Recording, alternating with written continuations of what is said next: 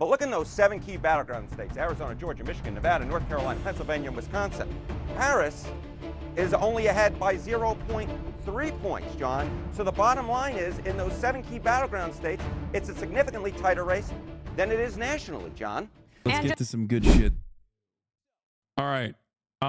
We will now look at the new polling results after the debate to see what kind of a bump Kamala Harris got. And then we'll talk briefly about J.D. Vance and the Haitian migrants and the lies that he's told that he openly recognized and the fallout from that. There was this brand new poll from ABC News and Ipsos, which showed Kamala Harris up by 6 points over Donald Trump among likely voters. So what's the problem for the Harris campaign, then, you ask? Well, with us now, CNN senior data reporter at an undisclosed location somewhere. I don't know. Oh, you're still right here? Harry is at an undisclosed location to explain to us why this poll in and of itself isn't either A, surprising, or B, that great news for Harris. Explain. All right, so, it's not that surprising, Mr. Berman, from my undisclosed location. You'll never guess where I am. So take a look here. National polls in the last month, including leads within the margin of error. Look, Kamala Harris leads in pretty much every single national poll. She's led in 9 of the polls that have been released over the last month. Trump has just led in 1 national poll over the last month, and we've had 1 tie. So the fact that a national poll shows Kamala Harris ahead, not really much of a surprise because, John, pretty much all of them do. And the thing is, Harry, thanks to the founding fathers, this isn't a national election exactly, is it? Oh, now you're suddenly behind me. You keep on moving. There's Harry, still at an undisclosed location, but at least virtually behind me, making me very nervous. All right, Harry, talk to us about what the states look like, the battleground states. Yeah, so look, this is about the Electoral College, right? So let's take a look at the average margin. Nationally, Harris is ahead in the average poll by 2.5 points. But look in those 7 key battleground states: Arizona, Georgia, Michigan, Nevada, North Carolina, Pennsylvania, and Wisconsin. Harris is only ahead by 0.3 points, John. So the bottom line is, in those 7 key battleground states, it's a significantly tighter race than it is nationally, John. So Al Gore and Hillary Clinton are calling right now, Harry, asking what the chances are that Harris could win the popular vote but lose in the Electoral College. Okay. So basically, you note that 2.5 point lead nationally here, right? Okay, Harris's chances, if she wins the popular vote by 2 to 3 points, the chance she wins the Electoral College is only 53%. The bottom line is, once you have to get all the way north to about 3 to 4 points for Harris to have a clear chance, the clear majority chance of winning the Electoral College. If she only wins by less than 2, look at that. Only a 23% chance of winning. Right now, Harris is right now in that danger zone where basically about half the time, given that popular vote margin nationally, she would win. And so here's the situation. Chance Harris wins the popular vote at this point is about 70%, but the chance she wins the Electoral College is only about 50%. So the bottom line is, at this hour, John, there's about a 20% chance that Kamala Harris wins the popular vote, but actually loses in the... All my Facebook aunts are posting this video. Who really are the MAGA people? Love that. Electoral College. So we could be heading towards one of these splits that we saw in 2016 and in 2000, whereby one candidate, Kamala Harris, wins in the popular vote but loses in the Electoral College. Basically, at this hour, we're right in that sort of weird middle zone where we honestly don't know what's going to happen based upon the popular vote, and that is why those national polls that show Kamala Harris ahead, at this point, really don't matter that much. Harry Etten, thank you so much wherever you are. Stay safe, my friend. And Sarah. Continuing the conversation, she's right here with me. I do not have to search around. CNN political commentator and battleground host S.E. Cup. The post-debate polling you saw there from Harry, a sign of something in the future, or the post-debate bump that everyone was expecting? This race was, is, and always will be very, very close. And that's why we're looking so narrowly at these swing states, and within the swing states, very specific voters, independent, undecided, moderate voters. And so the name of the game here is not, it's not complicated, it's not confusing, it's real clear. Both campaigns have their bases. They both need to reach these voters. Right. The bases will come out and vote. They're there. It's right. the other undecideds and the independents. Today, Vice President Kamala Harris will be in Washington focusing on building union support. She's set to hold a roundtable with labor leaders at the Teamsters.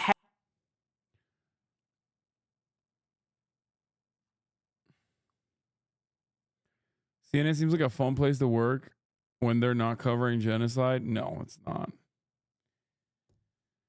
Oh, it's not. Trump posts, I hate Taylor Swift.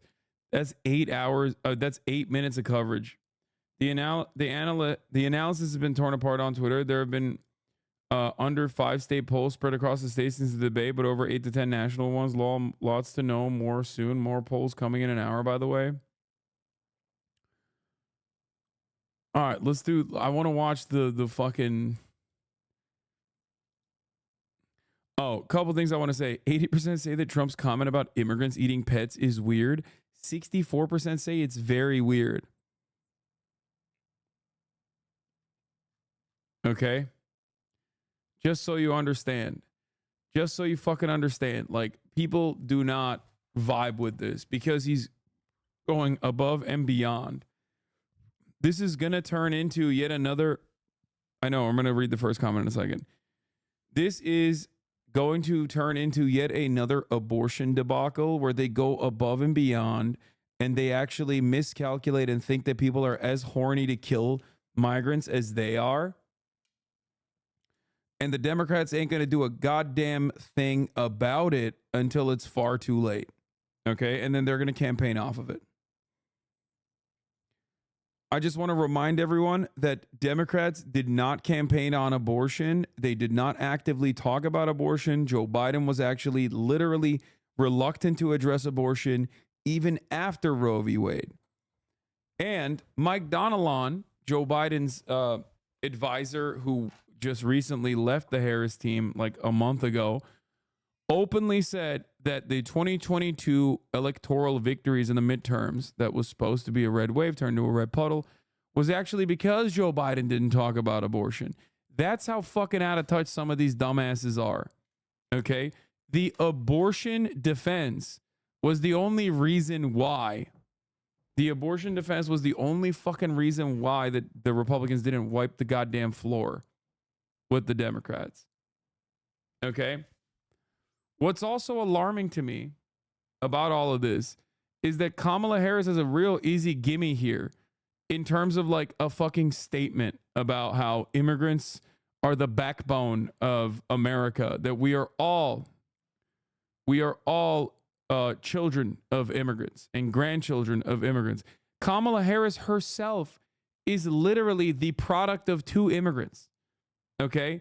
So the fact that she's not even like making a statement about this is honestly alarming. It's alarming for 2 reasons. Reason number 1, it's alarming because it, 1, totally shows that they don't give a fuck about migrants at all, even a little bit. Okay?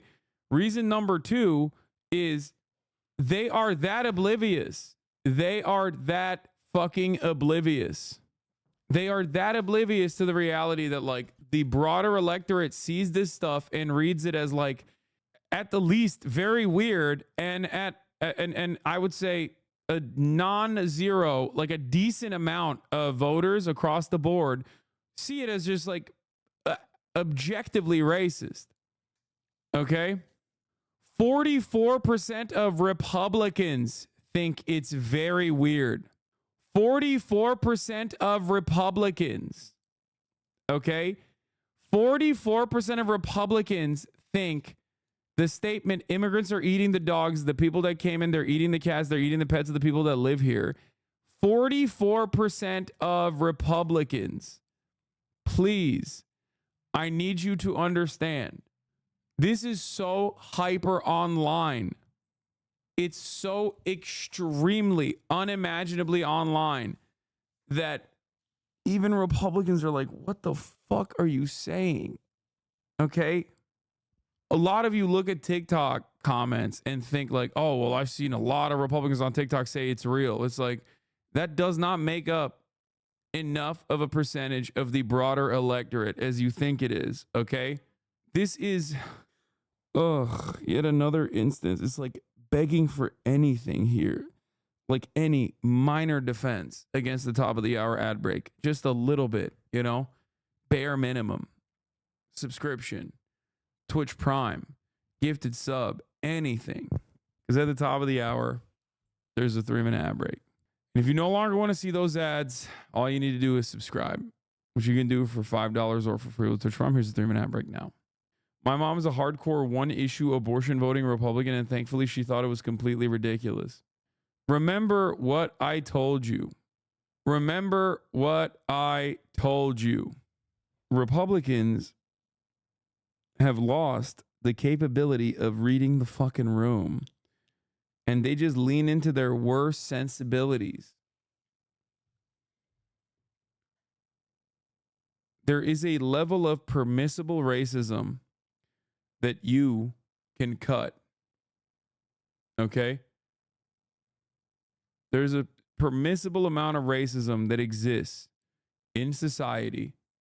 Racially charged hierarchies, the white supremacist criminal justice system. You can point to those things as a substitute for saying the N-word. You can not say the N-word. Okay? You have to say common sense. You have to say look around. There's a lot of crime happening. You have to say the police need to do their jobs. You can't say black people are racially inferior and predisposed genetically to doing more violence. When you say that, you come across as insanely racist, like in a nerdy way. You can't say it's racially like this. You have to say it's culture. It's culture. Okay? There is a reason why Republicans used to use dog whistles. And they're dropping those dog whistles. When they drop those dog whistles, people go, that's a little gross, man. That's a little gross. I don't really understand it. I feel like that's a little too gross for me. And it's crazy that the Democrats are not taking advantage of this.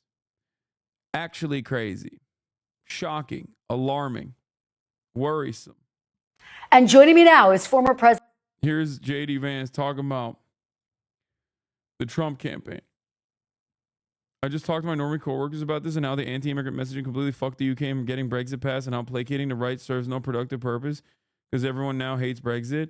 They also think the eating pet thing is super weird. Yeah. In my opinion, it's the same concept behind why Republicans don't even like the results of the policies they vote for. The majority of normal Republicans love racist shit, but the moment you start getting real with it, they're not the biggest fans. Yes. They never imagine the understandable, foreseeable outcomes of the incredibly violent and very bad policies that they push for until they are left responsible with those policies. Then they're like, oh, fuck. Oh, fuck. How do we get here? Damn. Anyway, meanwhile, this is what the fucking dumbass... This is what the dumbasses are doing. Jesus would be so disappointed in you. Yeah, you can keep your felon, but we're taking back our flag. You can keep your hate, but we'll take our country camo and freedom back. You may not understand. Low-key hard as fuck. Dude, you literally professionally make music. That's a fucking AI song. You make professional music. Libophonics, you are so cooked, dude. I don't believe that was a joke. I believe that you legitimately like that fucking Suno AI ass song. Excuses everything but Taylor. Yeah, Brittany Mahomes questioning her support of Donald Trump after his blistering takedown of Taylor Swift left her shaken to the core. That's awesome, dude. Man, white women are the best, dude. Actually. Congratulations. You sure about that? Rich Lowry, we covered it already this morning. All right. Let's watch this Facebook auntie post about who really are the MAGA people. Let's see if it goes hard. Across the Atlantic in the North American country of the United States lies a fascinating and often misunderstood collective. From its northeastern cities to its midwestern towns to its expansive west, this courageous group of individuals are most notably known for their unwavering patriotism. Join us as we explore the fascinating world of the MAGA people. As we embarked on our journey, we were judicious in taking all necessary precautions. Our media had warned us that these were a vicious, radical, and even deplorable people.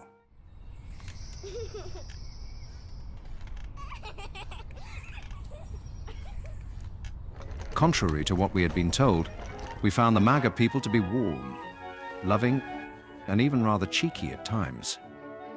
As we spent time with the MAGA people, we learned that their mantra, "Make America Great Again," is an optimistic belief that the United States will once again prosper by returning to its founding principles of a government by and for the people. Under these beliefs, the MAGA people strive to protect America's Constitution, freedom of its citizens, health of its people, and a yearning to restore the American dream that existed not so long ago. Notice their rather wholesome, familial demeanor. I had to do a finger check real quick. I feel like this is all AI. They often talk about their love of family, the importance of truth, and a desire for basic human rights. As they strive to uphold the peace and harmony throughout their communities, the MAGA people are insistent on protecting their borders. The voice seems AI, but the footage is stock footage. However, they are not inherently confrontational, as they advocate for ending the wars and military presence abroad. Further observations reveal that MAGA people come from all walks of life. I think it's really funny how fucking lived up conservatives are, that they like also show like multicultural ethnic families and shit. Like, look at where we've gotten, dude. Like, yeah, the MAGA people, they're very diverse. It's like, I thought diversity wasn't our strength, dog. What are we talking about here? This motherfucker's doing yoga. This looks like a goddamn Gap ad, Observations dude. reveal that MAGA people come from all walks of life, including farmers and ranchers, family-owned businesses, entrepreneurs, health advocates, blue-collar workers, and military servicemen. And just recently, You just said there's no interracial families? Boom, there you go. the MAGA people joined forces with another group, the Maha people. Together, the MAGA and Maha have started a movement to make America healthy again. As we departed back to our native land, we couldn't help but reflect on all that the MAGA people had taught us.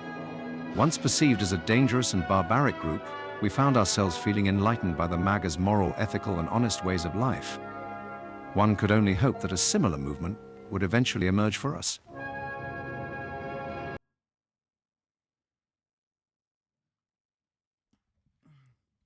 It's awesome. So Facebook aunties are posting this, being like, this is a perfect way to describe our movement.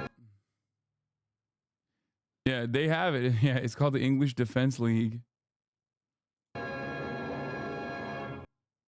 This has to be satire. No, fuck no. This is unironically how these fucking hogs view themselves, dude. Anyway, let's watch what